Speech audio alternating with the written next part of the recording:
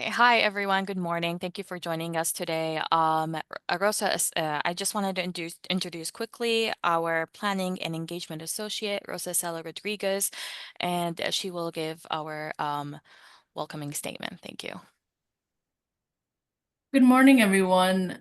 It is a true privilege to welcome you to today's forum. I want to begin by expressing both my professional respect and my personal appreciation for the vital work each of you does on behalf of immigrant communities. Your commitment, often carried out under difficult circumstances and with limited time or resources, continues to make a real difference in the lives of those you serve. We've come together today to focus on two interconnected issues that are critical to advancing equity and access: the importance of using trained interpreters in our work, and a spotlight on a key public benefits access program that can help ensure immigrant families receive the support they are entitled to. We know that language access is not a box to check. It is a fundamental to dignity, safety, and trust. Ensuring that communication is accurate, confidential, and culturally appropriate through the use of trained interpreters is not just best practice, it's essential to the quality and integrity of our services. Likewise, as we hear today about the Public Benefits Access Program, we are reminded how crucial it is to reduce the barriers that prevent individuals and families from receiving the services they need to thrive. This is especially important for those navigating complex systems in a language or cultural context that is not their own. My hope is that today's forum is not only informative, but also a step forward in building stronger connections, greater alignment, and a continuing relationship of mutual support. Thank you for being here, and thank you for the work you do every day.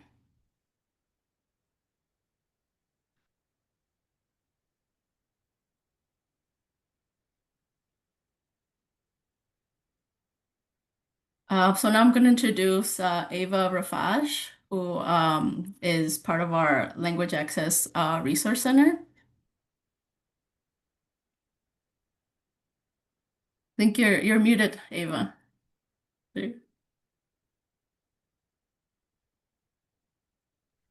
Silly me. It's not like I am in Zoom every day. Good morning once again.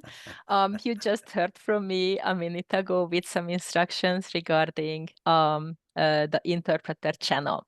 I will be the first speaker today, providing some information on importance of language access, the use of interpreters, why is it important, and how to correctly do it. And I will be also talking about the various interpreter trainings and workshops we provide, and you are all invited through the IWC grant. Let me pull up my first slide. Here we go. And with that, I am going to be sharing.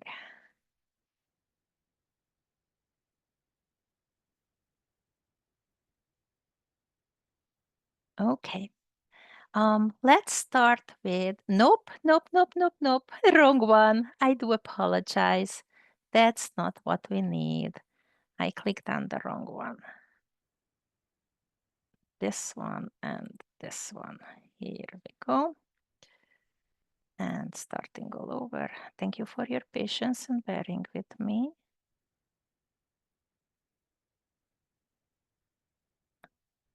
Okay, this should say importance of language access and why and how to use interpreters. That's what we see? Wonderful, thank you. I appreciate your patience. Just a few words about the DuPage Federation and our relation with the IWC programs. The DuPage Federation is a nonprofit planning and change management organization. We are not a direct service provider in the human services sector, but our role is rather to bring together others and provide resources. LARC, the Language Access Resource Center, is somewhat an exception, as we do work with interpreters who are out on the field and assisting. We kind of call it a social enterprise. Another role that we feel as the Federation, the collaboration of government and key community organizations. And you can see our mission at the bottom to generate cross-sector solutions that leverage expertise to address the human service needs of the region. Our programs are community planning, training and technical assistance, and the Language Access Resource Center. And with that, we move into talking about language access. Well, what is language access? What you see on the screen is an official definition of limited English proficiency, LEP. When your staff or you or program participate in programs and activities, then you will be encountering people whose first language might not be English. Limited English proficiency does not mean someone does not speak English at all. They might, but not proficient enough to successfully navigate all areas of life. Why to consider language access? Well, the increased diversity in nation, state, and communities. We all experience that, likely where we live. Language access reduces barriers and potential conflict between groups. The more we understand each other, we are able to communicate. That brings better understanding and less opportunity for conflict. Language access improves outcomes and results for all residents. With that communication bridged and having a better understanding and trust level, following instructions, the better understanding will bring those better results for all involved. And last but not least, we have federal and state laws and requirements regarding language access, and providing that ensures compliance with those laws and regulations. Now let's talk for a moment about limited English proficiency. So persons who do not speak English as their primary language, and they might have limited ability in those different skill areas. They might speak English, but not enough to be proficient in all areas.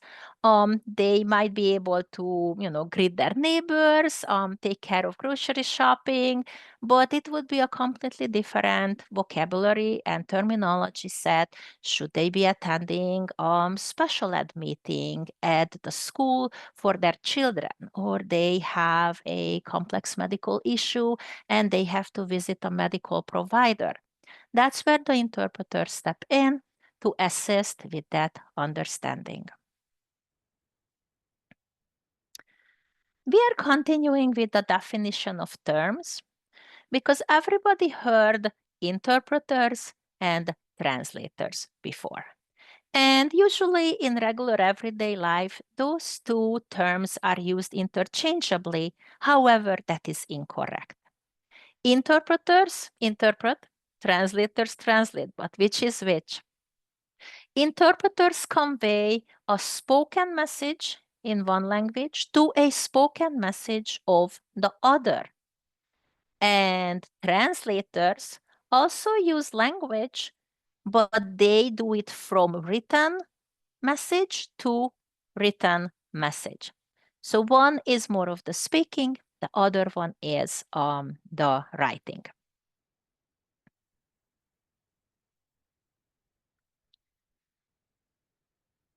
Bilingual staff. Bilingual staff are widely used to bridge some of this language gap as they are hired to conduct some of their work in another than English language. Now, bilingual staff may or may not be proficient in all language skills. If they have been tested of these language skills and they successfully passed, that is fantastic. That means they could still do their own work in another language. But that is not interpretation. That is still monolingual, as they would be only involving a client and their own work, just conducting that in a non-English language.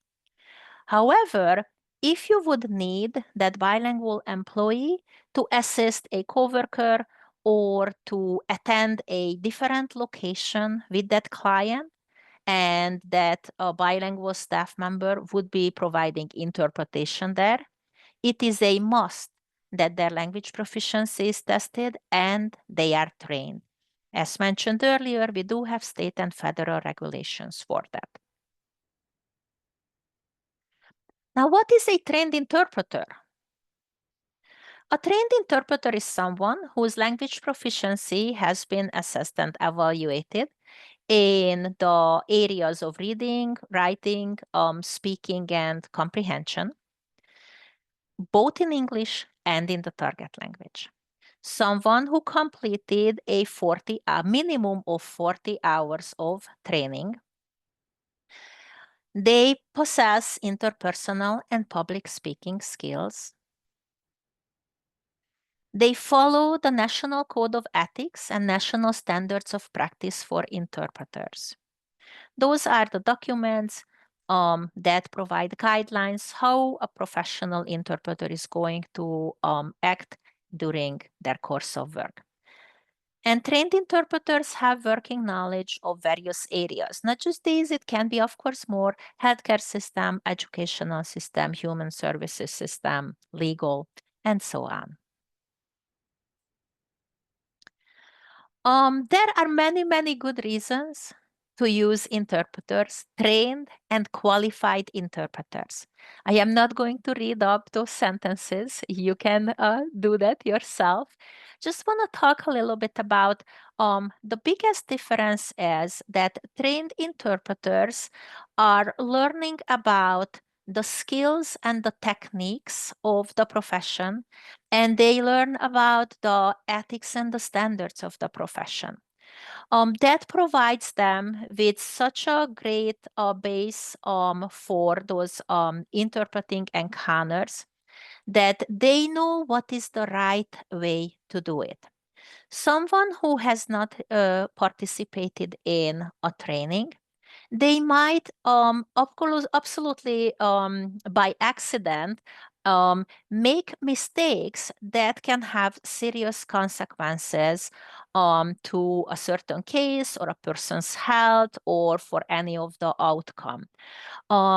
If an untrained interpreter substitutes different words because they do not have the vocabulary to use the accurate interpretation, or if they add speaking more than the speaker said, or if they leave out something, speaking less, omitting something, or they change the linguistic register of what the speaker said. They are going to speak it like polishing in a nicer, more educated way. That does not assist the understanding.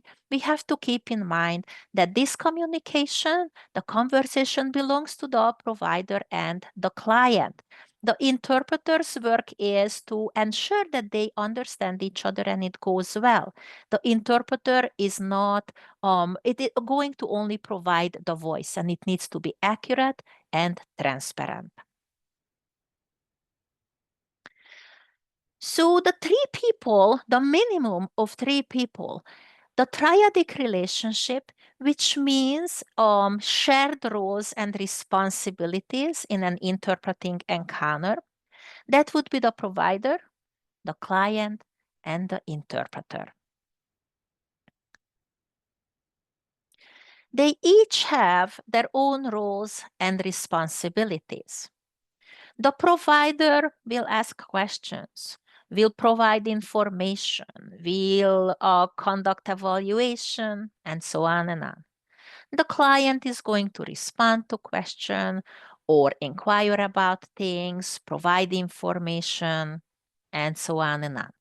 The interpreter's work is to assist that communication, to provide that voice, bridge the languages, and repeat everything accurately and transparently what the others have said.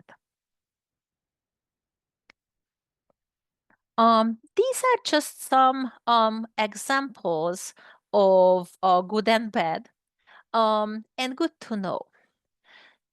Due to differences in languages, sometimes there is no direct interpretation of something. In that case, the interpreter might be asking for, with a hand signal, for a short pause and asking for a clarification of a certain term or a process. If that is something non-existent in another culture where that language is spoken, it is very important that it is explained clearly so the client understands what that is. The second note here, the make sure forms and letters do not direct clients to bring an interpreter with them, has a legal reason. In a few slides, we are going to be discussing the legal background of language access. And you will see that the law very specifically says that Title 6 of 1964 of the Civil Rights Act, that the provider is responsible for taking care of arranging for the interpreters, and they are the responsible party to pay for it, and no discrimination allowed. There is no such thing that, okay, I will see you for this appointment, but only if you bring an interpreter with you. It is not the client's responsibility to bring an interpreter, but the provider needs to arrange for the language access. You should never, ever use children to interpret. It is a huge no. And I know there is an age set to 18. As long as they are no more minors, they might be interpreting. But I very, very strongly advocate for do not ever use children, do not use family members or close friends, because the integrity of the interpretation will be seriously compromised. It's not even a might, it's a almost for sure. For children, obviously, it can be a matter of the language, their command of both English and the target language. The discrepancies in vocabulary, terminology, or even just understanding more complicated things than what their age would require. We never want to put children in that sort of position that they become the parents or the adults in the situation and saddle them with the responsibility that they have to provide the interpretation that very likely they are not up to. That is a huge emotional strain and a big responsibility. We need to stay away from that. I also mentioned that we should not be utilizing family members or close friends. And that also refers to the last one that it's noted here. It's very important to obtain a neutral interpreter in situations of domestic violence or other difficult situations. Someone who has ties to the service recipient, they likely to be biased or step in and advocate, which again compromises the integrity of the interpretation. Professional trained interpreters need to stay neutral, non-biased, and they just need to provide the interpretation back and forth.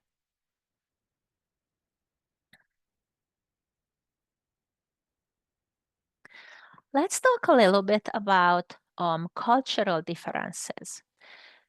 With different languages, it also comes the cultural differences. Even with the assistance of an interpreter who is bridging the gap for the language, there can be differences, barriers that are cultural differences. When you work with LEP persons, please keep in mind that you need to be sensitive to their culture. It is okay if you do not understand or you are not familiar with someone's culture, but it is requested that you understand that those differences do exist and be non-judgmental. The communication. English is a direct language. In many other languages and cultures, it often takes like a little bit of a beating around the bush to get to the point, even during emergencies. This is a cultural thing, and it could appear very rude and very direct to be just very straightforward in talking. The interpreter might bring this to your attention, or you might notice that the interpretation is taking a tad bit longer than what you just directly said. On your behalf, the interpreter is adjusting that and providing the interpretation in that culturally accepted, polite way of communication.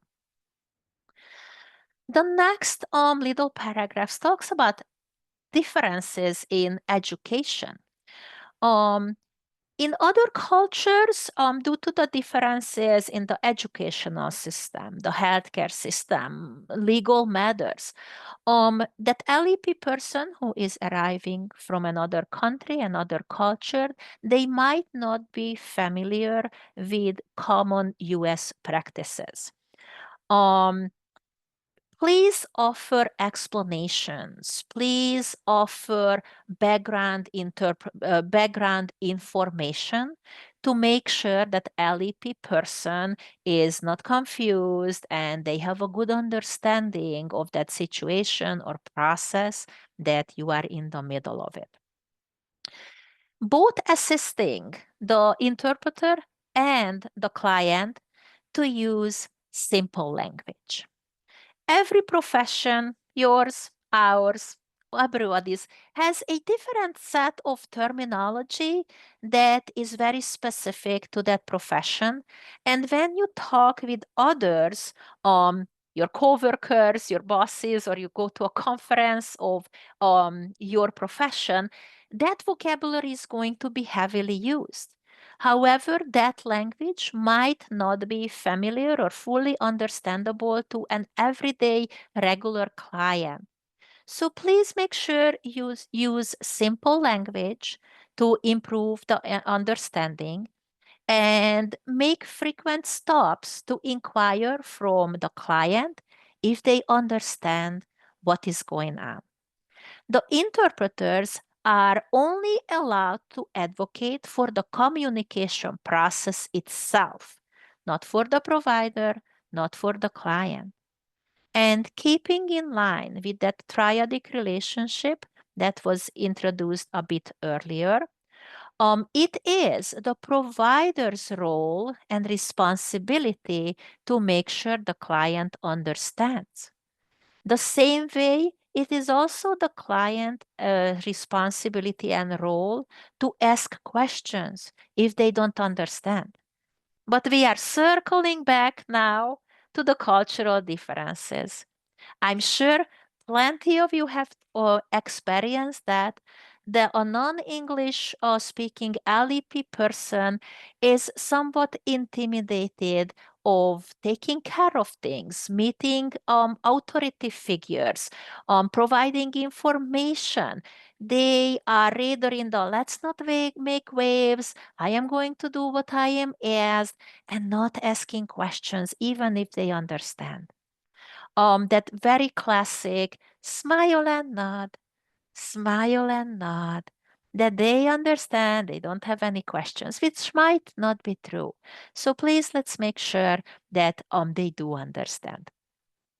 And the very last one is something that probably everybody does anyway, but it doesn't hurt to spell it out.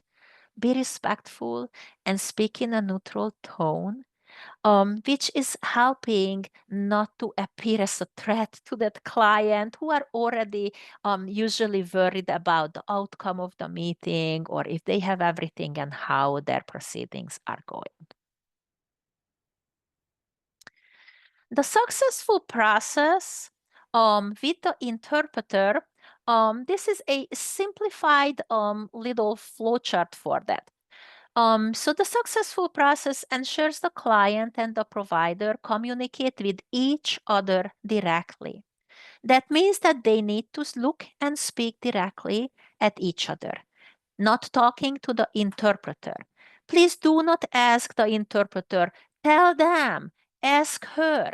The interpreter is supposed to speak in first person, just like you speak when you are addressing each other directly, the client and the provider. Convey the message effectively and accurately. That's the interpreter's job, which you can assist with using a vocabulary that is going to be understandable for the client. The interpreter's job is to facilitate the communication between the two parties. They are going to be instructing you to speak directly to each other and look at each other.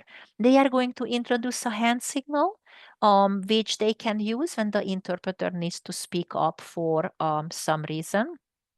They will also give you a heads up that they will repeat everything you say. And if there is anything you don't want the client to know, please do not say it. For transparency reasons, they do need to repeat everything. The interpreter maintains confidentiality. It is a very, very important point, both in the national standards and in the National Code of Ethics for Interpreters, that they must maintain confidentiality. Nothing that is being discussed in any interpreting situation is going to be repeated anywhere else. The interpreter leaves the room when the provider or the staff leaves the room. Why is that? Because the interpreter is not to, babysit or keep that client company. The interpreter needs to be present for the interpretation. But if you remove the provider from that triangle, the triadic relationship, there is no interpretation. It can only happen when at least one representative of each of those corners are present. And the interpreter is being protected with this, as they are not going to be exposed to the client who might be asking questions of them that the interpreter cannot respond to because this is related to the service that is being provided, or the client might approach them with personal questions because it's an instant bond. Oh, you speak my language. You are here for me. Help me. And asking questions. Oh, where do you live? Do you have children? Which church you go? And so on and on. The interpreter cannot be responding to those because that would compromise the staying neutral and professional, but also doesn't want to hurt the feelings of the client. So if the provider steps out, the interpreter will excuse themselves as well and step outside until the provider is back. Now let's talk a little bit about the legal background of interpretation. The federal law, Civil Rights Act of 1964, which is more commonly known as Title VI, and also there was the executive order from 2000 that was Bill Clinton. That was one of the first things with all the recent administration changes and the fury of executive orders. The current administration nixed that one, so that what you see on the screen is non-existent anymore. Fingers crossed it is going to come back. Currently, we do not have that. The other federal law is the Americans with Disabilities Act, and we will talk about it, how that applies to language access. And as a state law, I would like to mention the Illinois Language Assistant Services Act. Now let's unpack a little bit of these laws. Title VI prohibits discrimination. You all know that long sentence that, and we do not discriminate against, and there is a long list of what we do not discriminate against. And in that list, it is mentioned national origin. And that's the part that applies to language access. Every organization that receives federal funds in any shape or form, either directly as a grant or as a subcontractor or in any way federal dollars are going through, they must comply with this law. The law requires meaningful access for persons with limited English proficiency. And those language assistance services must be provided at no charge to that client, customer, consumer. The organizations who needs to comply with the law, they use a four-factor analysis that is assisting them to decide where exactly those dollars are going for the language access. It is a self-assessment plan which looks like this. So the four factors are the number and proportion of the eligible LEP persons, the frequency of the contact with those LEP persons, the importance or the impact of the contact upon lives of the persons served, and the resources available to the organization. So they need to consider that, let's say it is a community with a big Nepalese and Russian population. But do those Nepali and Russian-speaking residents come through our doors? Is it something that what we do that serves them and we have them in big numbers, or we just have a few of them here and there? What is the frequency? Even if we have customers, how regular they are. And then what is the program that they are utilizing? What is the priority or importance of that service or program they are attending?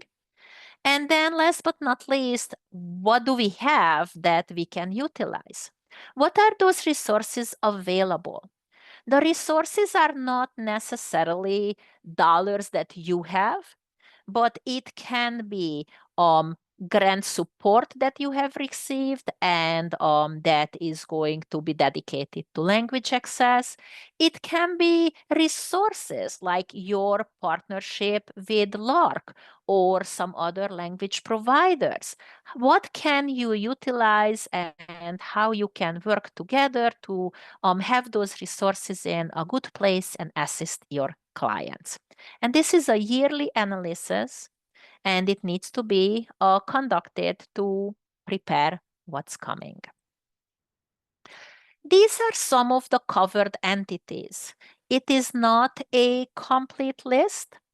Hospitals, clinics, mental health, Medicaid and Medicare agencies, alcohol and drug treatment centers, extended care facilities, public assistance programs, nursing homes, senior citizen centers, adoption agencies, daycare, schools, and the list goes on and on. Title III is the Americans with Disabilities Act. It prohibits discrimination on the basis of disability in any place of public accommodation. Now, while speaking a different language is not a disability, being deaf or hard of hearing is. And receiving services as a hard of hearing or deaf person does require language access. There are some accommodations noted on this page for auxiliary aids and services, such as qualified interpreters, note takers, computer-aided transcription services, written materials provided, and the list again. It is not complete, but these are some examples. The covered entities for Title III are pretty much the same as for Title VI. This slide just displays a couple of them. Now, the Illinois law. The Illinois Language Assistance Services Act mandates health facilities to ensure access to information for LEP, non-English speaking, or deaf customers. The regulations are coming through the Illinois Department of Public Health, and it requires these locations to place notice at the main entry points about the language assistance services. If you have never paid attention to this, maybe next time you go to a hospital or go to the doctor's office, keep an eye out for that. These are those posters. Some are small, some are huge, and they are not all going to note the same languages, but the idea is the same. It will say in English, that this is a language poster, and there will be several languages listed in that language saying that I speak XXX language, I need an interpreter. And if someone walks up to that registration, to the emergency room, to that front desk, and they don't speak English, they can find their language in that display and point to the one that they need. And then the provider can arrange for interpretation. Either they have like in-house interpreters who can be right there, or telephonic interpretation, which is only just lifted up that phone and the interpreter is going to be on the line. Let's talk about LARC. What does LARC do? LARC provides interpretation services. We provide interpretation in person, video remote, such as Zoom, Google Meets and such, and also telephonic interpretation. We also provide document translation services. We conduct language proficiency assessment and offer interpreter trainings. We also offer workshops and webinars. And we provide technical assistance and consultations. Now let's talk a little bit more about the interpreter training. Prior to acceptance into the interpreter training, bilingual individuals are required to take a written and oral language proficiency assessment. The details of it here a little bit more explained that just in general, as through the IWC grant that we have received, we do have a generous amount of the funds specifically noted for interpreter training. The grant specified that it is a capacity building grant, and bilingual employees of various IWC locations are encouraged to take the language assessment and participate in one of our trainings so they can assist their clients and organization better utilizing their language skills. So that language assessment is going to have a written part, which is approximately an hour and a half. It is conducted both in English and the target language. The English oral part is talking, and the target language oral is actually conducted separately. No appointment needed for that. You would be provided with a link, and the target language oral portion can be completed at any time. It is a 24/7 service. You can take care of that, and they are going to provide us with the results. We offer various training opportunities, different schedules, different time commitments, different course loads. When I am introducing our dedicated IWC resources website, I am going to show you that comparison chart that helps you to make a decision which training might be the best for you. In-person and video remote interpretation are provided by our local interpreters. We work approximately 250 interpreters, and they speak about 40-45 languages, depending on. Ease of scheduling means that you can contact us through the website and just give us the most important information about that appointment, and we can take care of that for you. In person, the interpreter travels to your location in person. For video remote, if that fits your needs, our interpreters can work with any of the programs that you prefer. Let it be Zoom, Google Meet, Microsoft Teams, WebEx, whatever is your preference.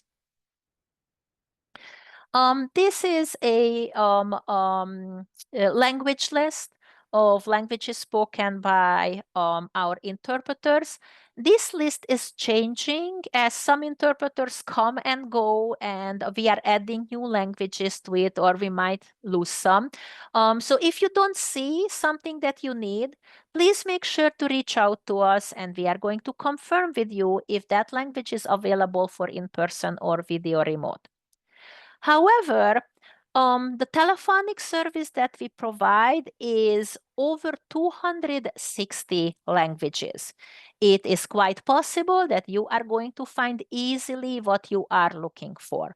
We work with a telephonic partner to provide this service, and this is an on-demand service, no appointment needed. The clients, you are the client for us. You are provided with a toll-free number and an access code. You call that number, and they are going to place the interpreter on the line. What does it look like? We would be providing you with a how-to sheet. These numbers noted on this slide actually are the IWC telephonic access numbers. So you would be calling a toll-free number. If you are prompted, you can give the access code, but because this phone number is specifically associated only with this account and access code, that might not be needed. You will just indicate what language you need. They are going to place the interpreter on the line right away, and you will be asked to provide 4 things: your first name, your last name, your location. The category is location. What we are asking, you are please providing your organization's zip code there, and the department is going to be your organization's name. For the location and the department, we are not able to customize the title of those points. That is coming from the telephonic provider. And that's why we are asking you to indicate specific information there for our record keeping. So location would be your organization zip code, and the department would equal your organization name. Accessing over the phone interpreters. If you are receiving a call and that limited English speaking person is already on the line, then you can place them on hold. You call up the toll-free number, follow the instructions, and reach the interpreter. And you are going to bring back the on-hold LEP person into that conference call. If you are placing a call yourself and you need to call someone who is the non-English speaker, it is advised that you are going to be calling the interpreter first with that toll-free number, go through the steps. And you can either dial the additional person yourself, or you can have the interpreter to dial out to the LEP person. Both have their pluses and minuses. The main idea is that you already would have the interpreter on the line when reaching out to the non-English speaking person. So when they pick up, the interpreter would be the one who can greet them in their language, so they already understand that there is assistance on the line already. For face-to-face encounters in person, if you do not have an in-person interpreter, you still can utilize the telephonic services, call them up, get the interpreter on the line, and then place them on a speakerphone, so both the client and you can hear the interpreter. Or if you have the dual handset phone, then the client can have one and you can have the other. A couple of advice or good tips using the over-the-phone interpreter. When the interpreter is on the line, they are going to announce their name and ID number. Please note that down. Should be there any issue with the telephonic interpretation, either, a technology glitch or accidentally hang up, or if you have anything to say about the interpreter, positive or negative, that is a great thing to have, the name and ID number. Before the client is on the line, please briefly state the goal of the encounter. Give the interpreter a little bit of a heads up. This is a human services appointment, and I am seeing a client for signing up for a program, or this is a medical appointment. We are going to discuss their diabetes medication. You just give something to the interpreter so they can switch gears and prepare mentally for what kind of appointment they are stepping into. During the session, just like for any of the other appointments for in-person or virtual, address the client directly, not the interpreter. You should be keeping the control of the call. If somebody, if the client is talking, but not responding to what you have asked, the interpreter's job is to keep interpreting accurately, transparently. They are not going to tell the client to please get to the point. That is your job. State information in short sentences, pausing often. That is really helpful with that back and forth of the interpretation. Avoid using very specific terminology, jargon, and slang in the interpretation. That is something that very hard to interpret to other languages, because likely there is no equivalent of those slang or jargon terms. And also, please keep in mind that jokes are not working in other languages, because jokes have specific vocabulary, pop culture connotations, cultural references that does not transfer well to another language. I am mentioning this because oftentimes a little bit of funny or joke can take away from that edge or the nervousness to ease the client, but when it is happening in another language, it might just add to it. Please avoid interrupting the interpreter or talking at the same time. The telephonic is really just a kind of one-way back and forth. And if you talk over each other, the listener has no way of separating who is saying what, and it creates a verbal traffic jam. So please allow one person to finish talking and then comes the next. Please know that for transparency reasons, the interpreters need to repeat everything that is being said. Whatever the interpreter hears will be interpreted.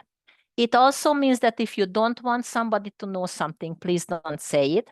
But it also means if the interpreter cannot hear you well because you are too quiet or mumbling, or the line is not clear, they can only interpret what they heard. And if they misheard something, they are going to misinterpret it because that's what they heard.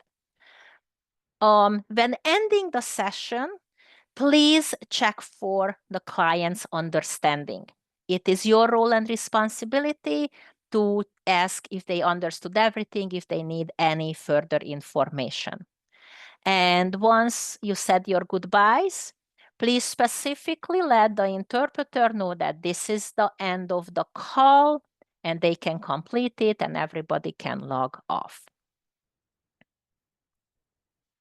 How to identify language preference? Earlier, I mentioned for the Illinois Language Assistance Services Act that these language IDs are displayed. You might have seen these before. It says in those various languages that I speak this and this language and I need an interpreter. And that's what it looks like. And of course, we can provide this to you for your use. Translation, document translation. As you already learned, interpreters and translators are not the same.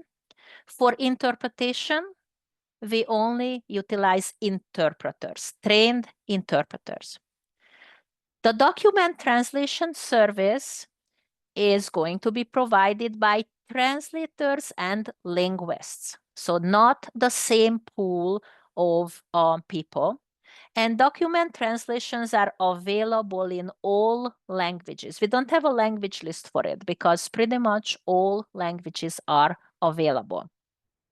We can provide document translation. That is not only documents. It can be any forms, reports, flyers, emails, training materials, whatever you need. We can also provide transcribing and subtitles for video. The prompt turnaround is true for all work, but the actual turnaround is going to depend on the work, as of the word count, the complexity of the document, and if there are any additional work, editing and formatting are needed. I would like to direct everybody to our website, which is the DuPageFederation.org IWC. And it speaks specifically about language assistance, interpreter training, intro to interpreting, and workshops. Let me switch my screen to that website, and I can guide you through how to navigate that on your own. Here we go. Can you see it? I hope so. So, this website is the Illinois Welcoming Center staff resources.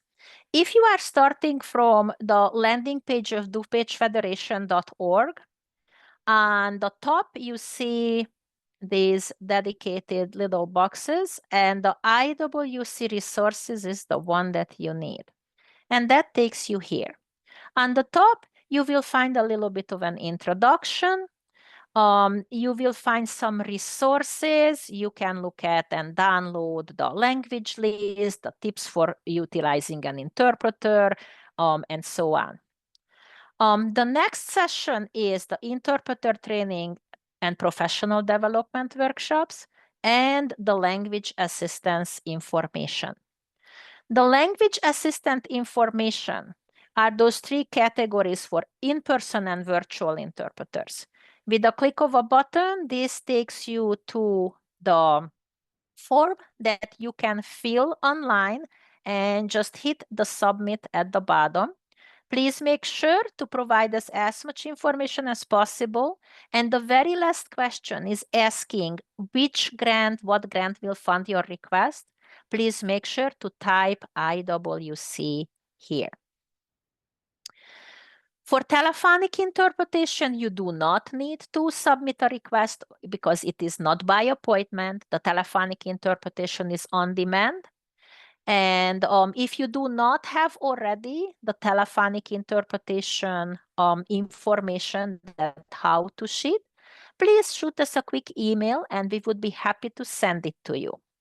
For document translation, the grantors have specified the steps, how it is, and they are asking that you submit your file to Lauren Reyes or Karina Lopez first for approval. And once they approved it, then you can send your file to LARC with the note that it was already approved and we can proceed. And then we will, and we are going to deliver the translated document to you. Now I am going back to the interpreter trainings and the workshops, and this is going to be the last part of my informational presentation. And after this, I am going to be taking questions. The interpreter training program details and comparison is your friend when you are deciding what might be to your interest and what you would like to do. We provide interpreter training, which is full interpreter training, qualifying for receiving the certificate of completion that renders the bearer a trained interpreter. And we also provide Intro to Interpreting the ITI course, which is an introductory course and will result in a certificate of participation, which is not a trained interpreter, but a great start. Now let's see that comparison chart. How are they different? The two interpreter trainings we offer is virtual A and virtual B. They are both full interpreter trainings, but the time commitment is a tad bit different how it is conducted. The curriculum is quite similar. Both the interpreter training virtual A and B requires a language assessment.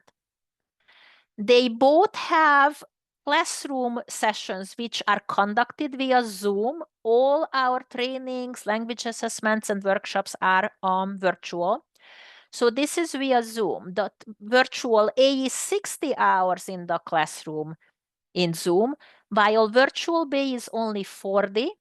Because as you can see, virtual B also includes an approximately 20 hours worth self-paced e-learning module.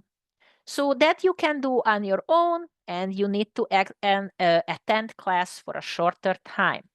Instructor support is, of course, provided. Virtual A is about 10 weeks of completion, while virtual B only takes about 7.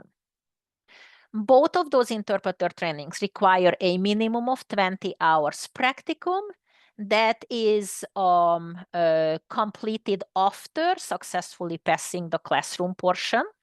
And it can be done at your workplace, in community settings, library, church, wherever you volunteer. And LARC will also offer opportunities for our students to complete these hours. The curriculum emphasis for virtual A is medical interpretation, but of course the students learn about interpretation in educational, human services, and legal settings as well, but the vocabulary does include medical. For virtual B, it is community interpretation, which means it does not have a one specific focus, but the students learn about all areas, including medical, educational, human services, and legal settings. Below that, you can see the number of quizzes, if there is a midterm, what does the final exam consist of, and what qualification is earned. So virtual A and B are for the full interpreter training. Now, for those who might not be as strong in the target language or in English to be eligible for the interpreter training class, or they are not bilingual, but they would like to learn about language access and what interpreters do, we are inviting them to participate in the Intro to Interpreting the ITI course. That does not require a language assessment. And both provides instructor support, but one is instructor support through a couple of class meetings that you do not have to, but you are advised to attend, besides of completing the 20 hours of self-paced course. The other one is completely self-paced, and instructor support is available via email. The time frame is about 4 weeks because we open up that module and you can address. There is no practicum portion. It is about community interpretation. There are no quizzes or tests. There are in-module knowledge checks at the end of every chapter, but they are not graded. It is for you to practice and learn. The only thing that we have at the end is a final knowledge check, which is based on what the e-learning module contains, and your percentage grade received for that final knowledge check is going to be noted on your certificate of participation. We are going to be shortly updating this section, which is listing the courses. but you will be seeing quite similarly to the spring sessions, the fall sessions, we will have a virtual A, a virtual B, and an intro to interpreting class in September, October, and in November, and in the winter, we are going to start all over again. For you to schedule a language assessment or to sign up for class, you are going to be using a discount code. Until the end of the month, it is still the IWC FY25, and with the new fiscal year, we are going to change that. You can directly move from here to schedule your language assessment. You are going to pick the dates and times that work for you and schedule it here, and you will enter the discount code that was provided to you, and the system lets you go through without any payments to schedule. For the available professional development workshops, because we are nearing the end of the year, right now you are not going to find many new ones. We still have some up, but they are going to be updated, and the fall offerings are going to come soon. And with this, my presentation about language access is over. I am encouraging you to please ask any questions. Let it be about language access, how to use our services, or any questions about trainings or various courses.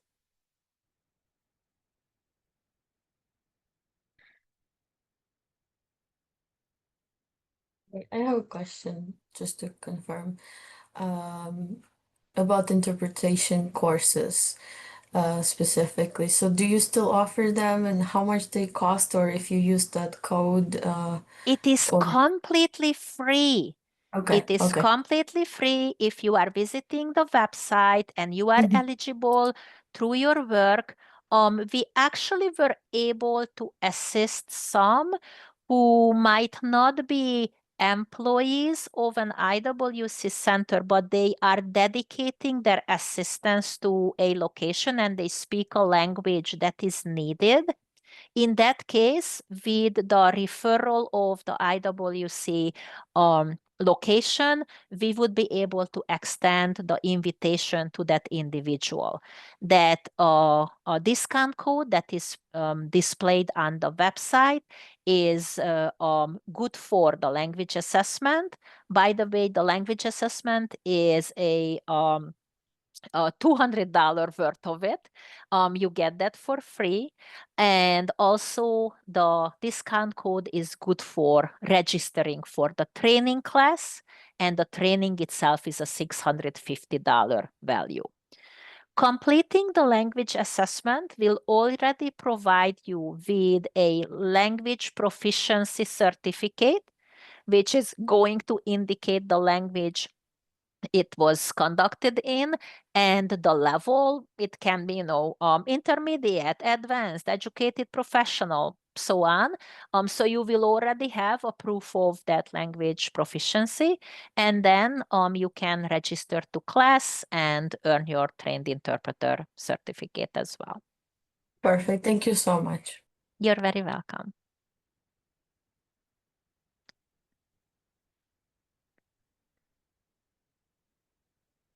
Any other questions? Please do not hold back. I would be happy to explain more about what we can do for you or how we can help.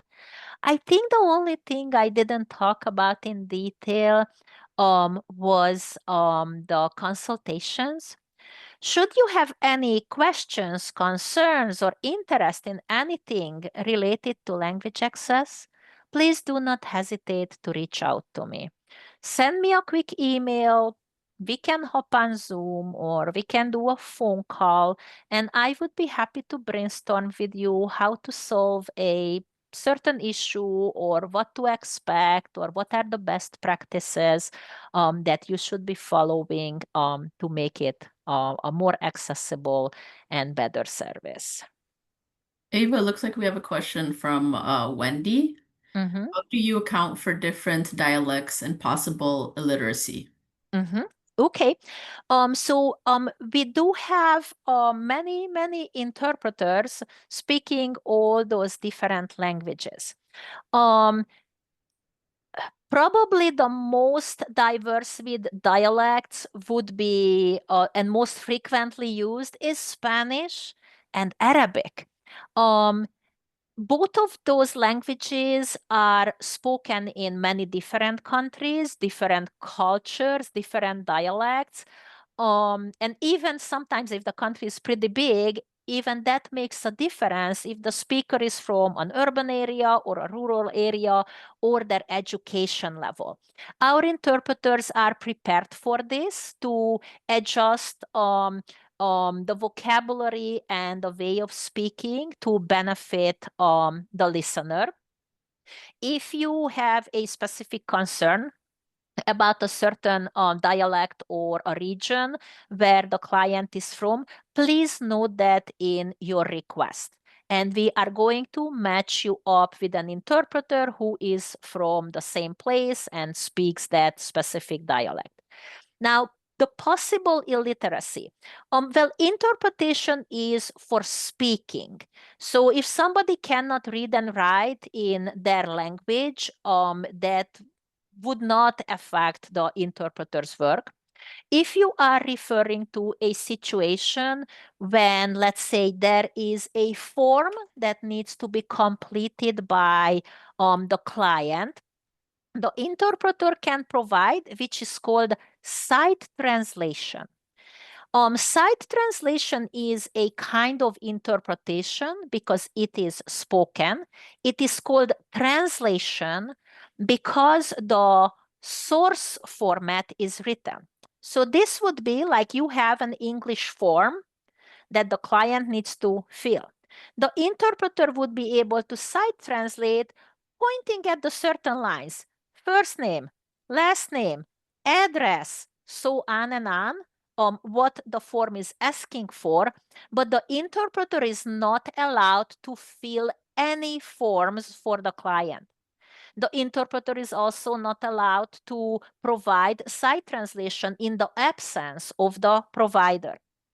So it would be the provider who needs to be there, provide any clarification or explanation of anything on the form, and they can be the one who actually put down the responses if the client does not read or write, either in their language or not in English. The interpreter can only provide the interpretation and the side translation component. Did this respond to your question?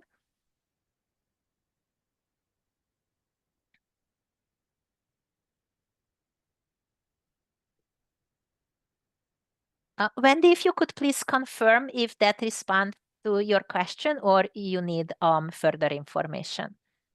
Yes, okay, thank you so much. Mhm. Anyone else?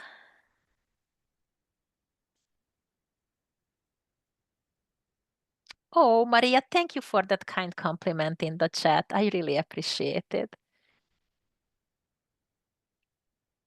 I am going to give another moment or two if anyone would like to ask any further questions. If you are not up to that right now, I encourage you to please reach out to me via email. Should anything come to your mind a little bit later, I would be happy to assist. And during after this day, I will be providing written information about those links, how to access our website, and the presentation slides will be attached as well. And if there are no more questions, then I am going to turn it back to Rosa Isela. Thank you for your attention. Thank you, Ava. That's a really great presentation. So right now we're going to be going to a quick break. We're going to be taking just 10 minutes. So, make sure you grab some coffee or water or whatever you need with this hot weather right now. And we'll be back in 10 minutes for Summer Alzawawis, who is the director of our Public Benefits Access Program. Thank you. Welcome back, everybody. So now I am proud to introduce Summer Al-Zawawi, who is our Public Benefits Access Program Director. Hi, good morning, everyone. Give me a couple of seconds just to share my slides. Thank you for joining us this early in the morning. It's not that early anymore, but still.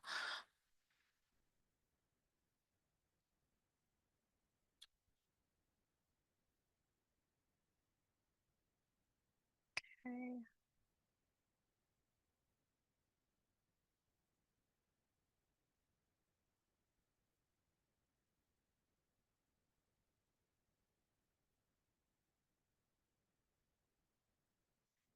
Okay, hopefully everyone can see my screen. Um, so following up on Ava's presentation, we are going to talk a little bit more about public benefit access specifically and eligibility for non-citizens. In many situations, you will be using interpreters to assist clients to apply for public benefits. So it is kind of related. Before I start talking about anything related to public benefits, I just want to give a very quick disclaimer that any content in this presentation is intended for information purposes only. The information contained here is not inclusive of every situation and not intended as legal advice. And it cannot substitute for independent analysis and research in any particular case. Before I start, I just wanted to mention a couple of things. If you have any questions while I'm presenting, you can add them in the chat. And if I'm able to read them while presenting, I will be happy to do so. Otherwise, we will be going through them at the end of the presentation. Also, if it's something very urgent and you feel like I really need to ask this question at this specific part, please do use the raise your hand function at the bottom of your screen. So starting with public benefits, in general, public benefits are services, benefits, or financial payments from the government for people who are eligible to help to pay for food, healthcare, housing, and any other basic living needs. The most commonly known benefits are administered through the Illinois Department of Human Services, which we have cash, food, and medical benefits known as Medicaid. When we do apply for public benefits or assist with the application of public benefits for our clients, we try to find the correct program for the household in general. There are 3 steps we start with. First of all, we start with looking into categorical eligibility, which we will be mentioning in a little bit. Then we will look into income and asset limits and many other qualifiers, including non-citizen or citizenship status. With the categorical eligibility, it is important that we fit the individual with the correct program. There are certain situations that make certain individuals or households more eligible for a certain benefit compared with other households or individuals. So if you are assisting someone who is caring for a child under the age of 18, or they are themselves pregnant, they would be eligible for a certain set of benefits. We have some cash benefits such as TANF, some Medicaid benefits such as all kids and moms and babies, and food benefits such as WIC, which is the Women and Infant Children's Program. If they have a disability that affects their ability to work, there are certain benefits they would be eligible for. The same thing when it comes to certain age thresholds for a program, such as elderly over the age of 65. If they are a veteran, there are certain benefits they would be eligible for, or they are not in any of these categories, but they're still considered low income. They would be eligible for a certain set of benefits. After looking into categorical eligibility, we'll look into their income, how much money they're making. Income could be by employment, self-employment, or any other type of income. Assets are not always considered. When we mention assets, it's mostly such as, let's say someone is giving them money for that specific household, or they're investing money, or anything related to in general, or a specific bonus, for example, would be considered assets. Income guidelines would vary depending on the benefit. Not all benefits have the same income guidelines. Therefore, households could be eligible for a type of benefit and not eligible for another type of benefit due to their income. And income eligibility is often based on percentage of the federal poverty line that changes every year. So at DuPage Federation, we have this specific desk aid called income limits for Medicaid Marketplace SNAP. We try to update it as frequent as possible every time there's a specific update. The latest update has been done this year in April. You can access it very easily on our website. And we will be sending it in the follow-up email as well. And it's also attached in the slide, so it's very easy to access. So just to show you how you can use this, it's a one-pager. You can just print it out, colorful, amazing looking, put it on your desk.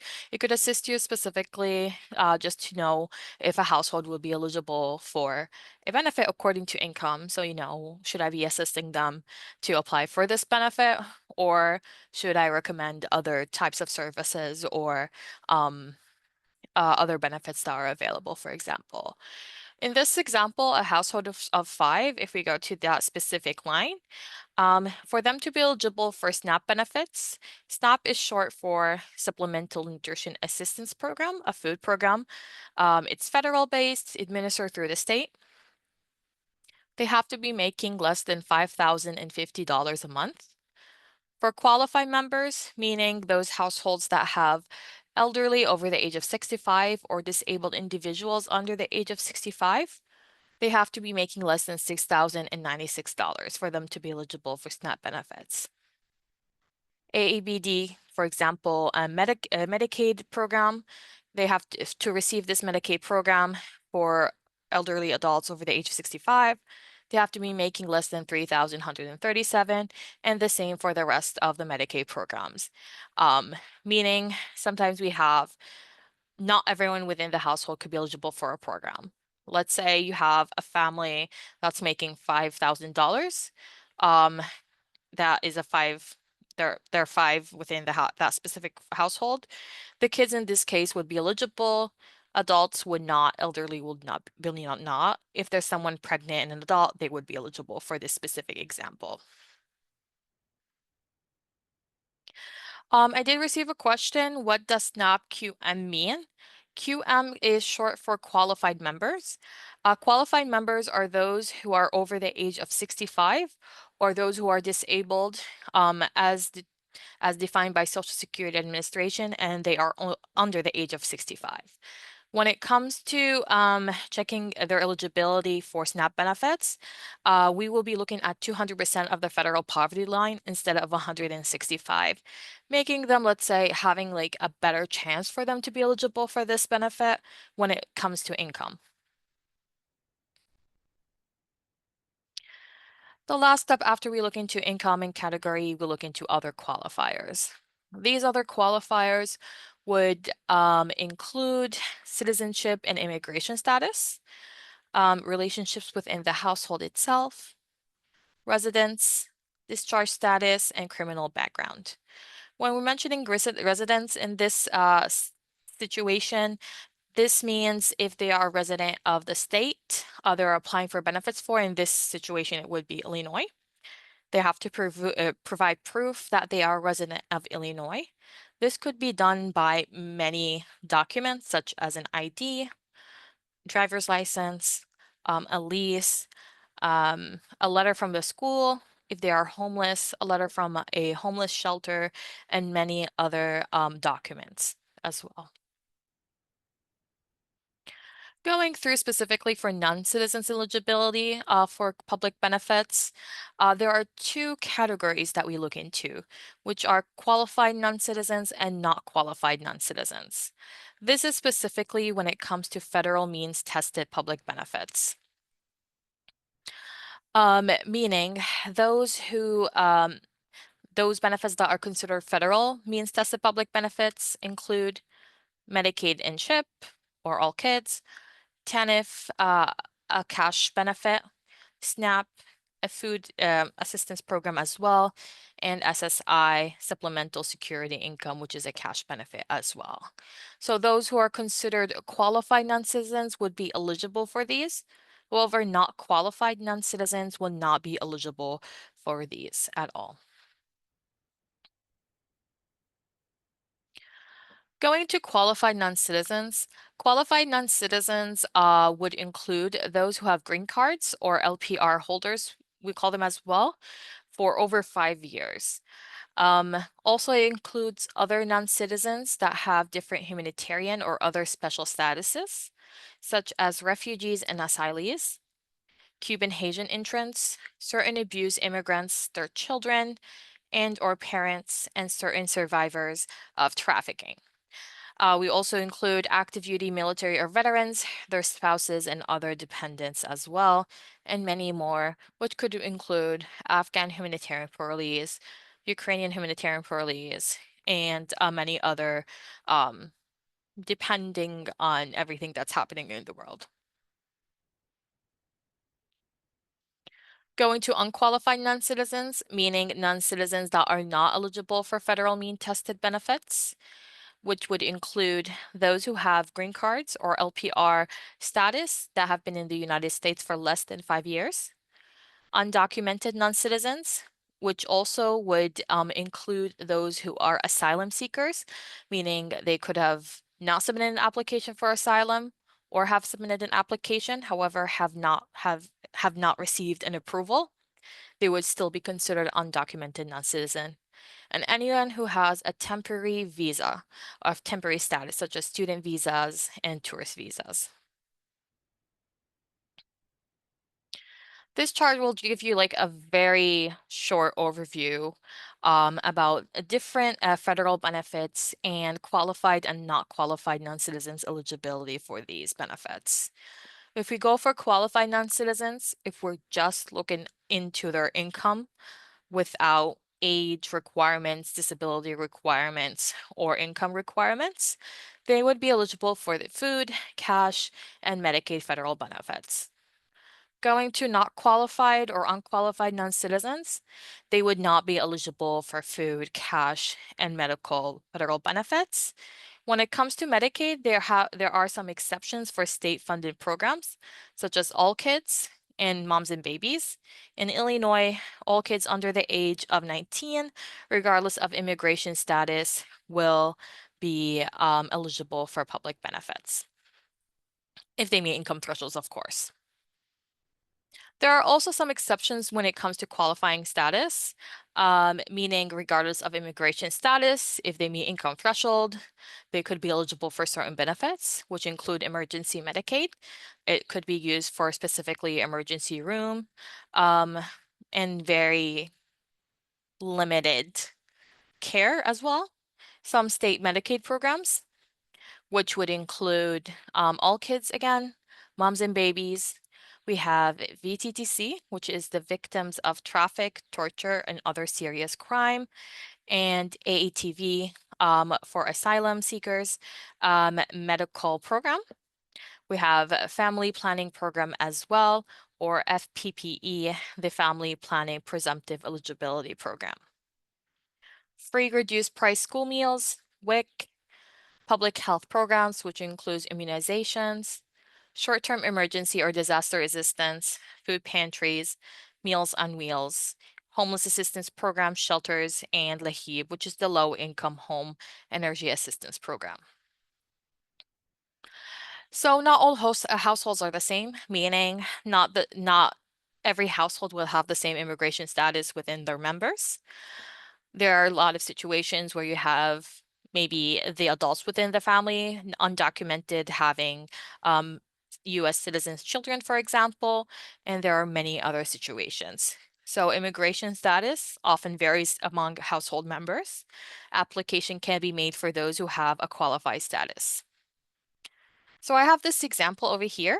I will be pulling out a poll shortly for you to answer as well. So in this specific example, it's just to help you understand a little bit the mixed household and how it affects eligibility for benefits. We have Nick and Natalia, who are married. They have 3 kids. Nick and Natalia are asylum seekers. Make sure that they are asylum seekers, meaning they do not have asylum status yet. Sam, their eldest, is 21 and has a green card for over 5 years. Gabby is 15 and has had a green card for 3 years. And Carmela, the youngest, is 3 and is a US citizen.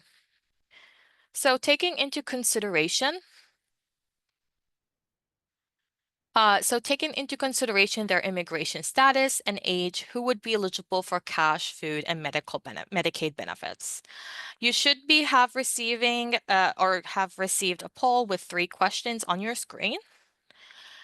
The first one would be who would be eligible for cash, which in this situation would be TANF, a federal benefit. Would Nick be eligible? Natalia would be eligible. Sam, Gabby, and Carmela. You can choose more than one option and submit. The second would be who would be eligible for food, SNAP benefits, the same family members. The last question would be who would be eligible for Medicaid. It's going to wait for a couple of seconds until I have a couple of responses here. So the responses are anonymous. So even if you answer incorrectly, I would not know. So do not worry about it.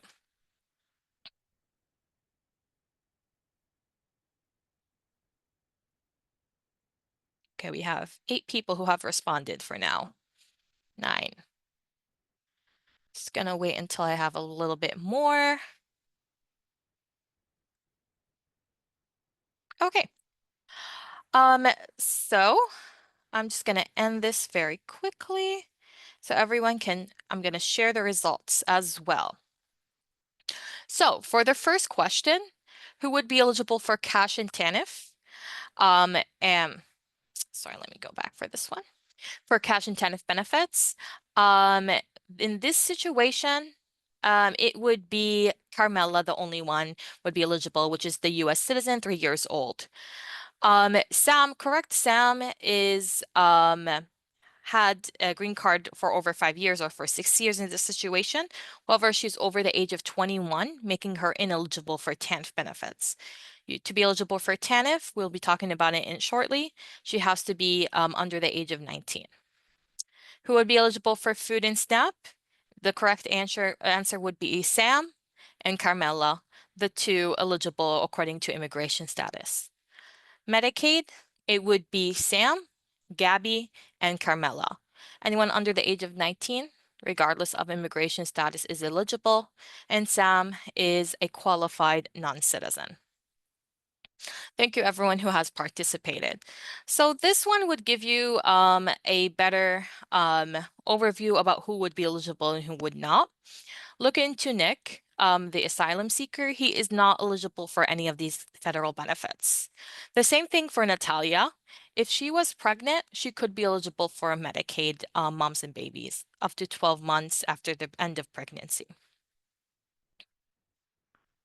For Sam, the adult child in this family, she would be eligible for food and Medicaid, not for cash TANF due to her age. Gabby would not be eligible for TANF and food due to her immigration status. However, she would be eligible for Medicaid. Carmela would be eligible for all benefits. So Nick and Natalia could be eligible for VTTC cash and food if they currently are open for enrollment, if they have already submitted an application for asylum. They would be eligible for medical if they have a Medicaid, VTTC medical as well. Natalia could be eligible for Medicaid under moms and babies if she was pregnant. Sam is not eligible for TANF due to her being over the age of 19.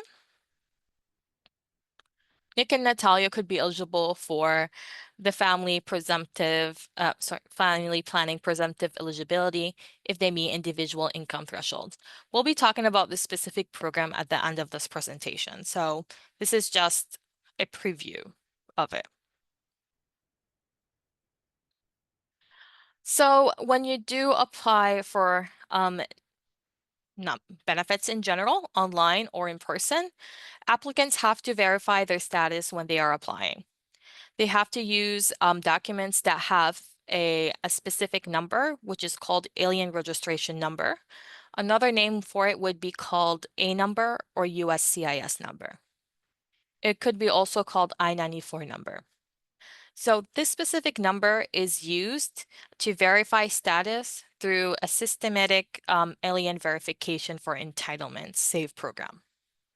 There are many other documents that can be used to prove immigration status other than the ones that I have just mentioned. Here are some examples just to give you a better example, just to see how the documents could look like. A USCIS letter with an A number would be on the top of the letter. EAD card or work authorization card can be used. It would have also an alien or an A number. An I-94 form with an A number would be acceptable as well. There are more resources that you can go through to learn more about immigrant eligibility for non-citizens. The slides will be shared after this webinar, so you have access to all of these links. Moving specifically to public benefit programs, before I start, I will not be going into detail for every benefit due to time. I will try my best to be as comprehensive as possible.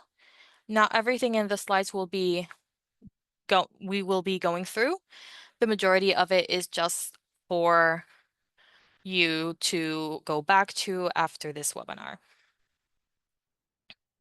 Starting with food benefits that non-citizens could be eligible for, we have SNAP, the Supplemental Nutrition Assistance Program, WIC, Women, Infant, and Children Program, and Summer EBT.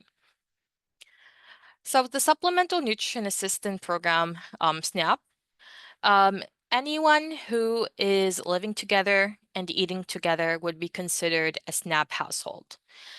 So even if they're not related, if they live together and they're eating together, they can be applying for SNAP as one household. There are some situations if they live together and they're not eating together, they do not have to apply altogether.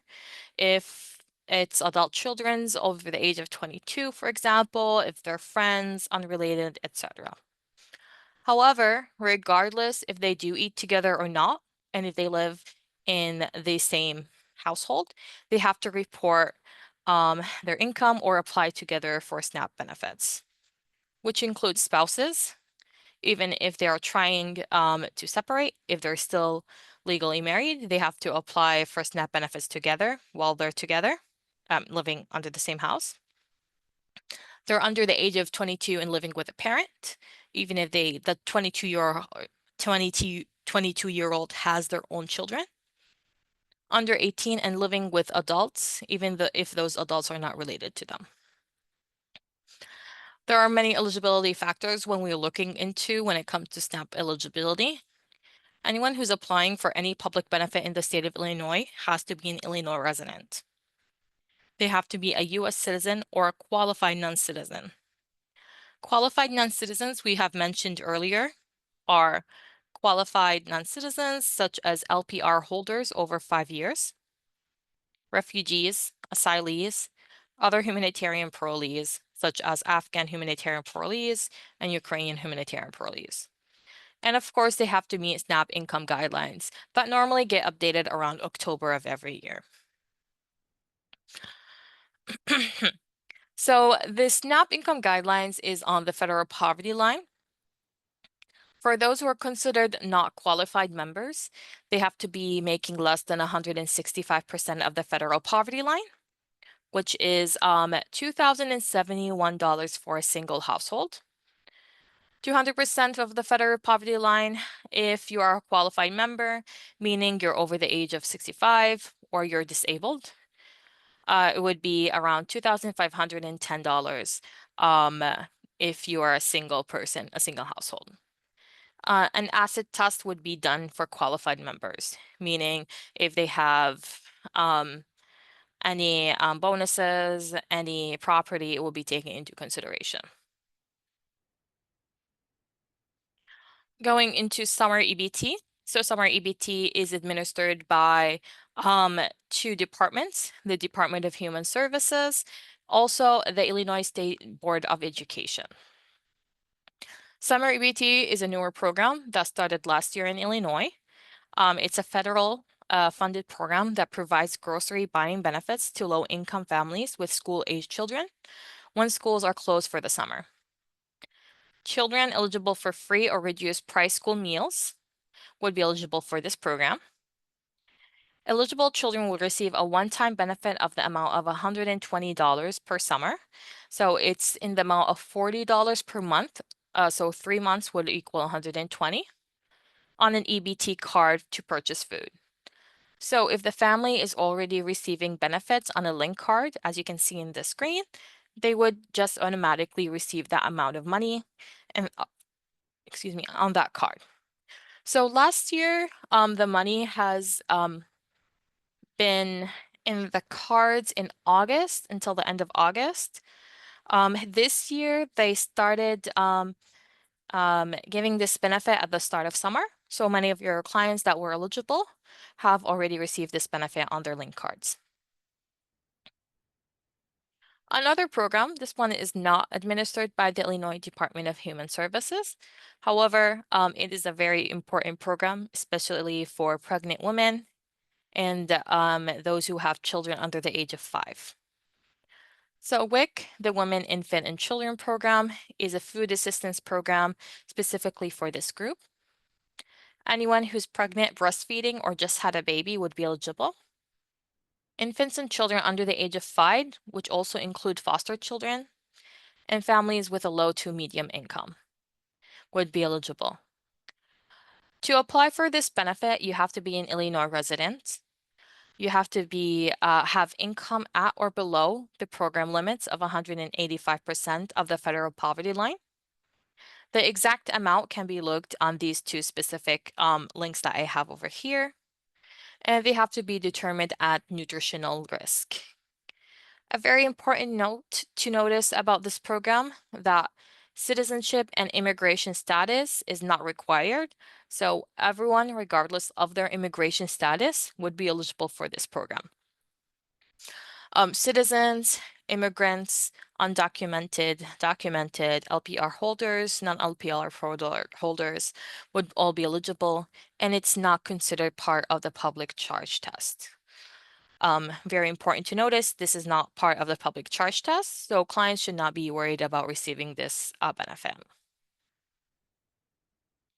This is not a program administered by any government entity. However, I just wanted to share it for if you have any clients that would not be eligible for any of the programs we've mentioned before and need access to food. The Greater Chicago Food Depository has a very good resource or technology that you can look up food banks in the area. You just have to put the address of your clients and it would give you a list of food banks in the area closest to them, their contact information when they're open, and if there are any requirements to receive that benefit from them. The page itself can be translated using Google Translate as well. So you can also print it out, the list, and give it to your client. A quick overview on food eligibility for non-citizens. With these citizenship status, when we come for SNAP, WIC, and summer EBT, the 3 food benefits we just discussed, U.S. citizens, refugees, asylees, and LPR holders for over 5 years, meaning U.S. citizens and qualified non-citizens, are eligible for all of these benefits. For not qualified non-citizens, such as LPR holders, asylum applicants, T and U visa applicants, and those who have TPS, temporary protective status, they would not be eligible for SNAP benefits as it is a federal program. However, they could be eligible for WIC and summer EBT if they meet other qualifiers such as income and categorical, specifically when it comes to SEBT and WIC children and children aged, school-age children.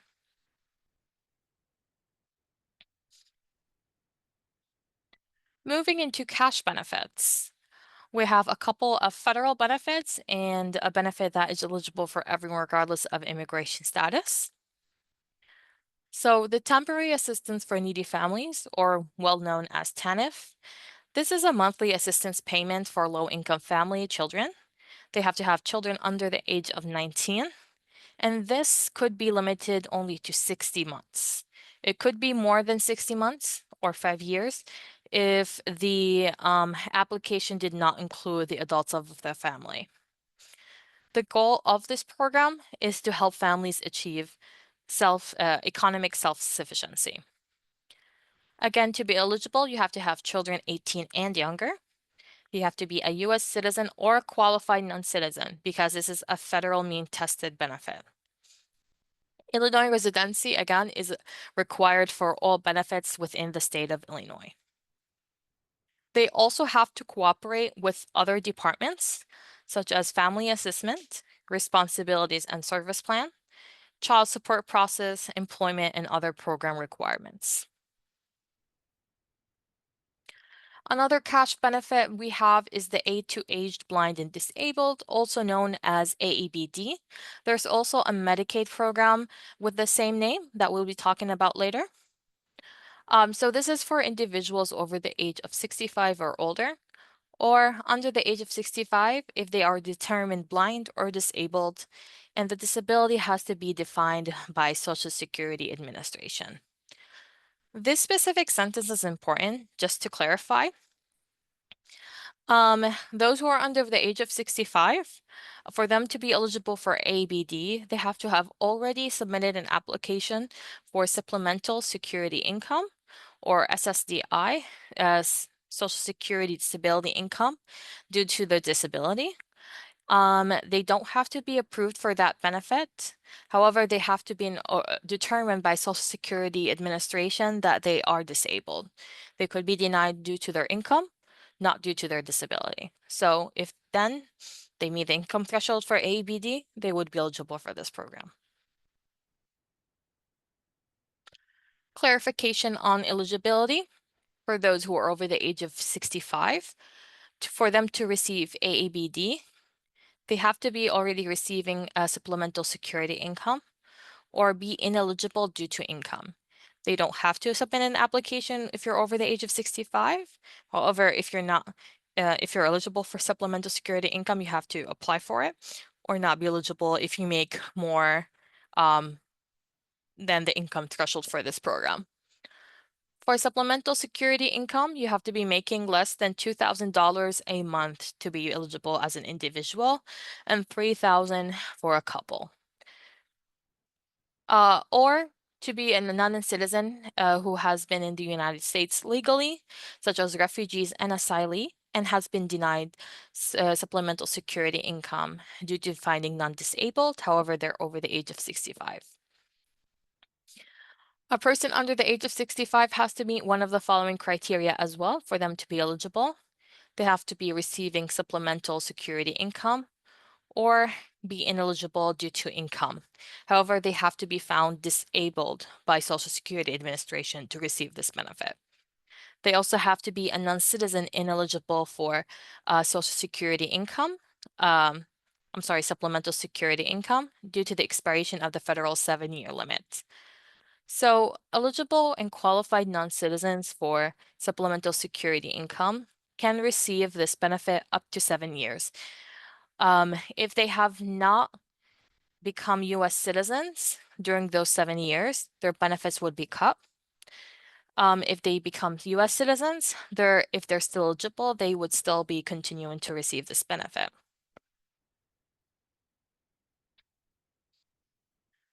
Moving to another benefit that is administered by the Illinois Department of Human Services.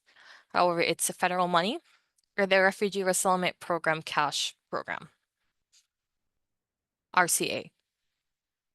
This cash benefit is for eligible refugees and special immigrants, and it's based on available federal funding. For example, a couple months ago, refugees and asylees were eligible to receive this benefit for 12 months. However, due to budget, right now, refugees and asylees are eligible to receive RCA for 4 months after entry to the United States or after the date asylum has been granted. This update was on the end of March. So anyone who has arrived in the United States after May 10th, I believe, is gonna be receiving this type of benefit only for 4 months instead of 12 months due to funding.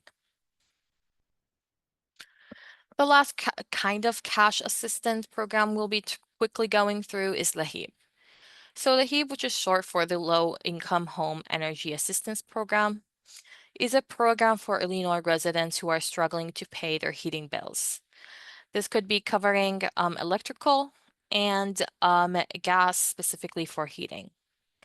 It's open during a specific time of year, which is in October until August 15th, or until funding is exhausted. Each county has their own set of money and has a specific organization or that is administering this program. For example, in Cook County, you have CEDA. In DuPage County, where we are, DuPage County themselves is managing this program, and you can access it by calling 211. A very quick overview on immigration eligibility for cash benefits. If we go to U.S. citizens and eligible, qualified non-citizens, they would be eligible for almost all of these benefits. RCA, which is the Refugee Cash Assistance, U.S. citizens, and LPR holders for over 5 years are not eligible, as this benefit is only for refugees and asylees. For unqualified non-citizens, they are not eligible for TANF, AABD, or RCA, as they are federal benefits. However, they would be eligible for LAHEEP. LAHEEP is a program for everyone regardless of immigration status, and it's not part of the public charge test.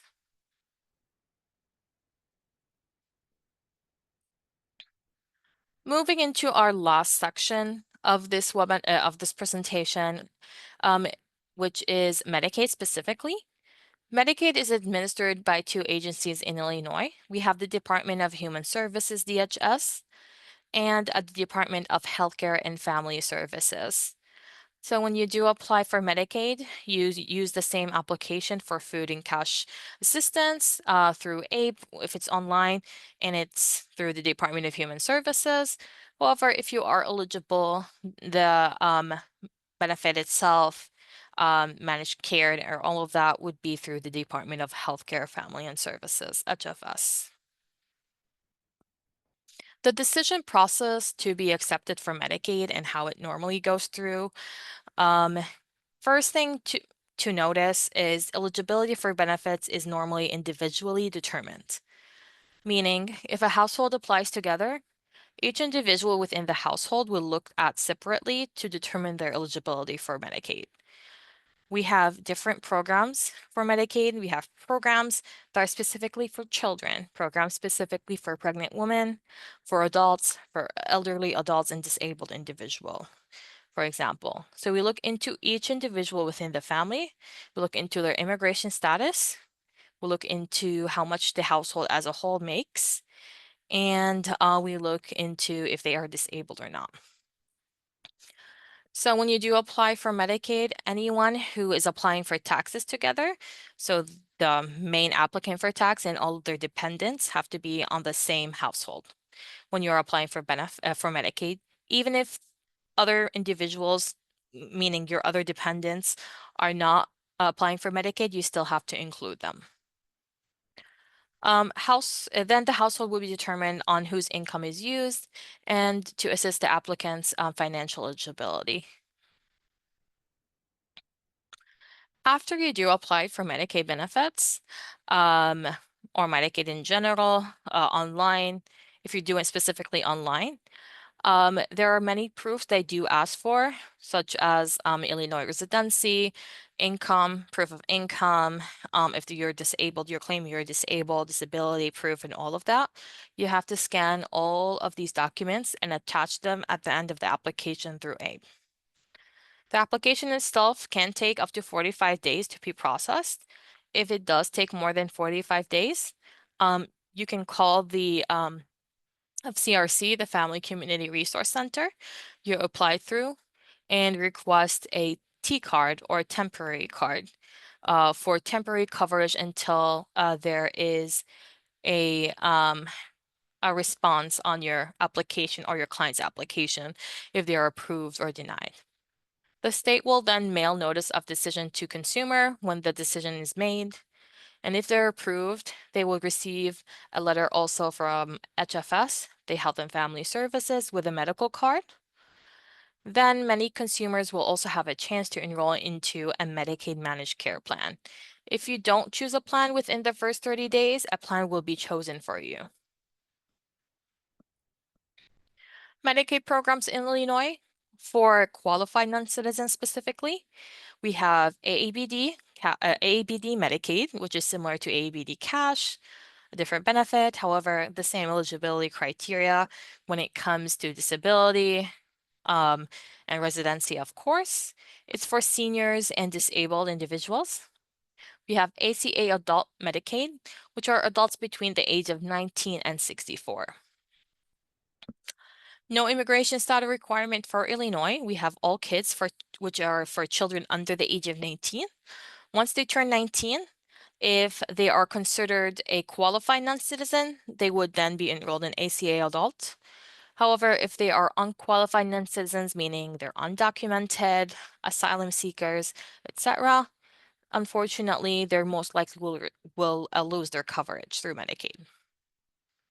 Moms and babies are for women who, while they are pregnant, up to 12 months after the baby is born. We have other programs which include VTTC and also right now AATV. VTTC is Victims of Trafficking, Torture, and Other Serious Crime. This is specifically for non-citizens who have already submitted an application for asylum, U, and T visa. We have health benefits for immigrant seniors over 65. This program is not accepting new applications. However, it's still ongoing for those who are already in it. However, it does not cover long-term care home-based waiver services. We have emergency Medicaid for non-citizens, which is specifically for emergency room services and also include end-stage renal disease coverage for dialysis. And at the end, we have Family Planning Program, FPP, and Family Planning Presumptive Eligibility, FPPE. So FPPE, the last section, is for everyone regardless of immigration status. They have to be an Illinois resident and meet individual income. The good thing about this program, they only scan how much you make as an individual, not a whole household. There are situations, let's say the whole household is making too much money to be eligible for Medicaid. However, one of your clients is not working and they need some type of coverage. They would be eligible for this because they'll be making less than the income threshold. For this program this year, individuals have to be making less than $3,754 to be eligible. It changes every year around April or March when the rest of the health programs are updated as well. Another overview quickly about immigration status eligibility for Medicaid. So for this, for U.S. citizen and qualified non-citizens, for example, they're eligible for all benefits in this situation, except of course HBIS 65 plus, which is for non-citizens. For unqualified non-citizens over here, all kids and moms and babies, because in the state of Illinois, regardless of immigration status, if you are a child or a pregnant woman, you would receive some type of Medicaid. BDTC medical, which is specifically for asylum applicants, visa applicants, and U visa applicants. So due to time, I think I can go through one of the examples I have specifically for Medicaid eligibility. And I am just going to go through this one because it's a little bit shorter. This is just to give you an example, specific when it comes to income, give you a better understanding of Medicaid eligibility when it comes to income. So we have Carlos and Maggie who are married and have a 10-year-old child, Sam. Maggie is a stay-at-home mom, and she is not pregnant. Carlos works full-time, and his income is $4,000 a month. So what we learned from this specific example is their household size is 3. We have 2 adults and 1 child. Carlos's income is $4,000 a month. Maggie herself does not make any money. The household income as a full is $4,000 a month. Oh, sorry. I'm just gonna share quickly up a poll for you, and if you're able to answer this. So it's only one question. Who would be eligible for Medicaid in this specific example? Would Carlos, Maggie, and Sam in this specific example? You can choose more than one option.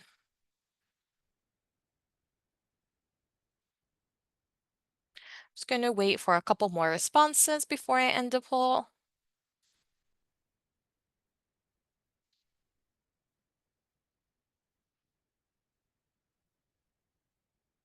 Okay. Great.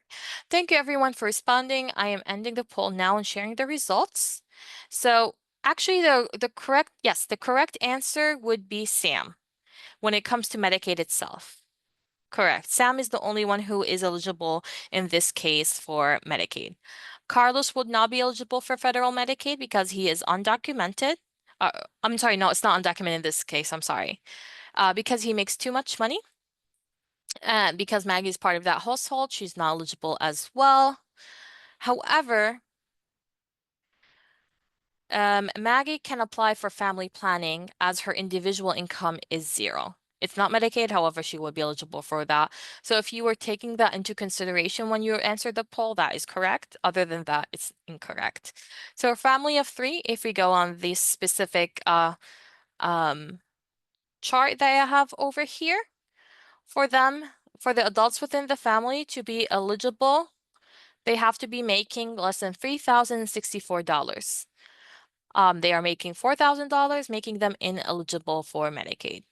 However, Sam, the child, will look at a different number under all kids. The family has to be making less than $7,062, which they are, for Sam to be eligible for Medicaid. So due to time, I'm just going to give you the answer for this one. This one includes also immigration status. So Jose and Estefania are married and have 3 children. They are 22, 18, and 13. The adults are LPR holders since 2021, meaning they had that specifically for 4 years, not 3 actually. And Estefania is 5 months pregnant. Their children are 18, 13, and 20. The 18 and 13-year-old are also LPRs. The oldest is a U.S. citizen. The family's monthly gross income is $4,000, who would be eligible in this case for Medicaid coverage. So what we learned here is the household size is 6. Why is it 6? Because we do take into consideration the unborn child.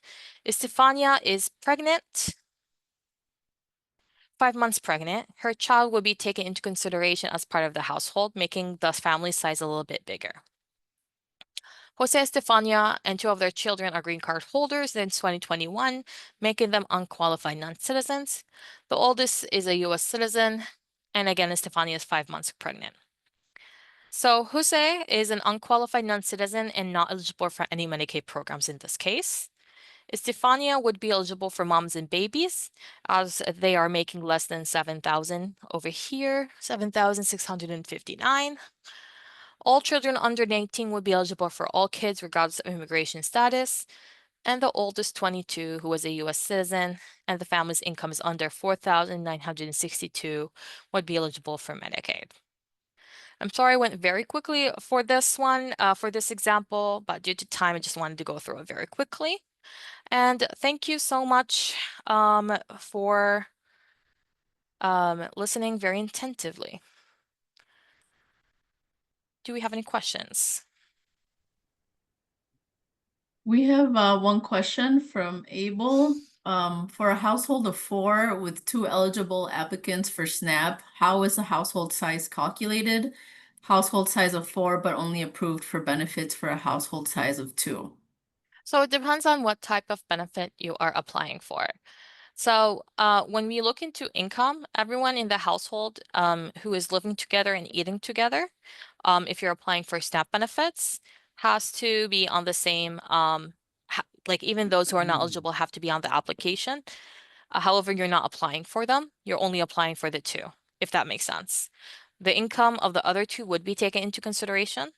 However, the only two who are eligible would be receiving the benefit, or we will be assessing their eligibility for benefits. The same thing when it comes to Medicaid. Anyone who's applying for taxes together has to be included, even if they're not eligible. For cash, the parents have to be included for the children. So even those who are not eligible have to be, their information have to be on the application.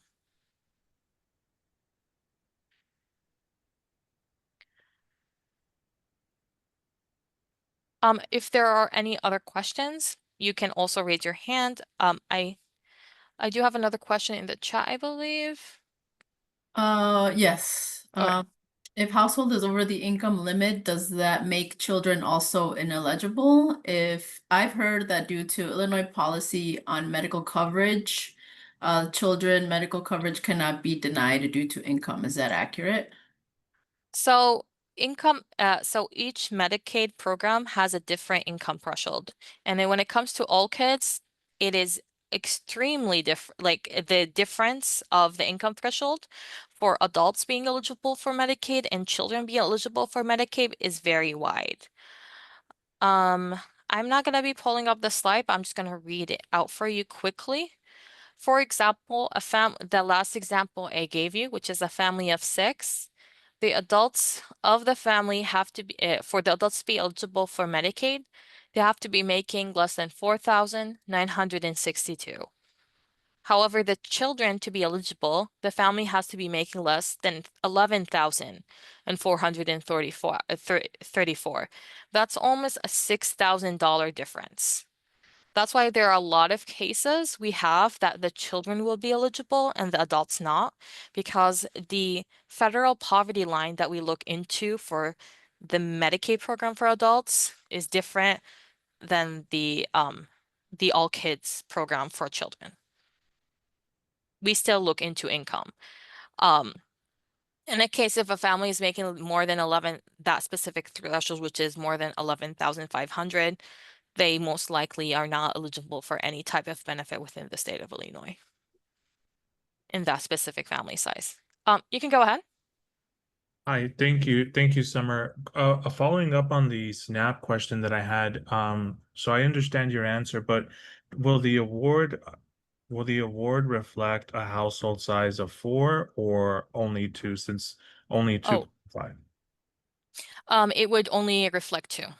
Oh, okay. Thank you. But the income, like for the family, has to be taking the whole family, but it would be only 2. Okay, thank you. Yeah, of course. Looks like we have another question. Could you please talk about QMB and spend down Medicaid programs? Unfortunately, there is no time to answer that specific question. However, I would be more than happy to send you an email about that, Zahana, as this specific webinar did not go through QMB and spend down Medicaid programs. But a very quick overview, spend down Medicaid programs. Sometimes if you have a lot of medical bills, however, you make a little bit more than the income threshold, you could be eligible for spend down, meaning if you spend a certain amount of money during that month on medical bills, the rest would be covered by Medicaid. I can send you more information about it through an email because it's extremely long and there's no time to go through it right now. I'm sorry.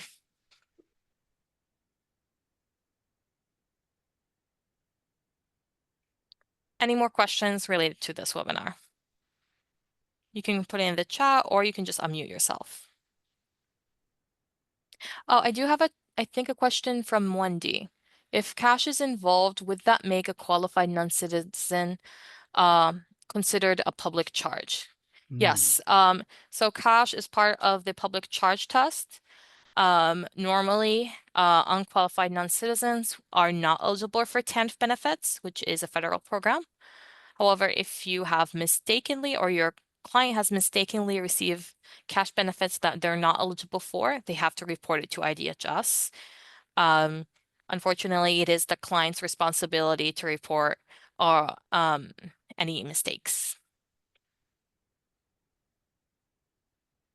Oh, for a qualified non-citizen, if they are eligible for, sorry, I did not realize it was qualified in the question.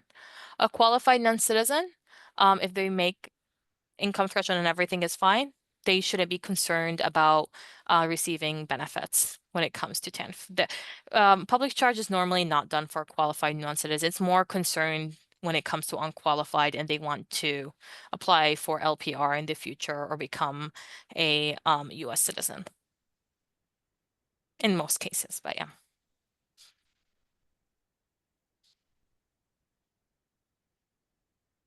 We have 1 more minute. If there are any more questions, this is your time to shine.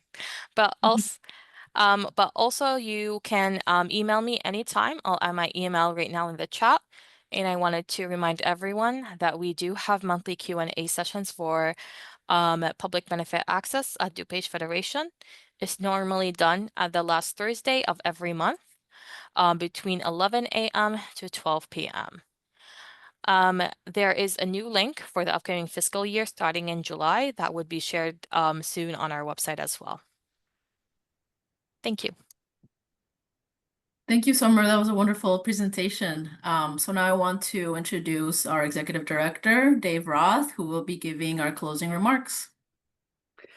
Rosa Sella, thank you very much. And I want to say to Maria, who just dropped another note of encouragement into the chat, thank you for your attentiveness and for your feedback and support. When we started this event, we set out to provide practical tips and real solutions for you in your role working with clients so that their lives could be better. I'm very grateful, and I want to acknowledge the excellent presentations from our presenters, Eva Rafash and Summer Al-Zawawi. And I want to acknowledge with high gratitude also our interpreter, Topacio. To all of you who've attended, thank you for taking the time to be here, to persist, to build up your skills, to listen, to learn, to ask questions from which others can learn as well. We know that you are the essential support to help our new neighbors to thrive economically, culturally, and socially. Our state, our communities are stronger because of the work that you do. Thank you. We would really like to get your feedback to this event and how helpful it was or was not to you, or what are the things that we're missing that we could do differently. There is a link that Rosa Acela has dropped in the chat, and we encourage you to press on that link and to complete that feedback survey. We're going to adjourn right here, but we're going to leave the meeting room open a bit to give people plenty of time to click on the chat, the link in the chat to the evaluation. And if you're able to complete it immediately, that's helpful. Otherwise, clicking on it in the chat now will pop it up into your browser if you wanted to return to it later today. So thanks all. We're adjourned with the content session of our program, and we're going to leave the meeting room open for a little bit as people depart so that you can click on the link. Thank you.